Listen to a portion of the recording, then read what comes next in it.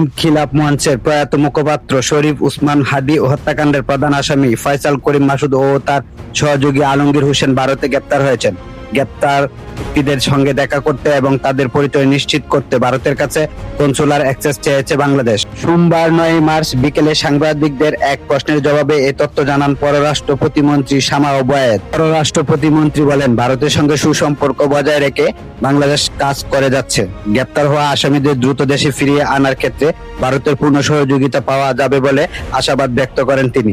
হাদি হত্যাকাণ্ডের পর থেকেই অভিযুক্ত এই দুই ব্যক্তি পলাতক ছিলেন। সম্প্রতি ভারতীয় আইন শৃঙ্খলা রক্ষাকারী বাহিনী তাদের গ্রেপ্তার করে। বাংলাদেশের পক্ষ থেকে এখন আনুষ্ঠানিক প্রক্রিয়ায় তাদের ফিরিয়ে আনার উদ্যোগ নেওয়া হচ্ছে। প্রতিমন্ত্রী আরো জানান, দুই দেশের বিদ্যমান আইনি ও কূটনৈতিক প্রক্রিয়ার মাধ্যমে এই বিষয়টি সমাধান করা হবে। পরিচয় নিশ্চিত হওয়ার পরপরই তাদের দেশে ফিরিয়ে আনার পরবর্তী কার্যক্রম শুরু হবে। ভারতীয় বার্তা সংস্থা ANI জানিয়েছে, ফয়সাল করিম মাসুদ ও তার সঙ্গে থাকা আলমগীর হোসেনকে পুলিশ হেফাজতে নেওয়া হয়েছে। শনিবার 7 মার্চ রাতে পশ্চিমবঙ্গের উত্তর 24 পরগনা জেলার বনগাঁও থেকে তাদের গ্রেপ্তার করা হয়।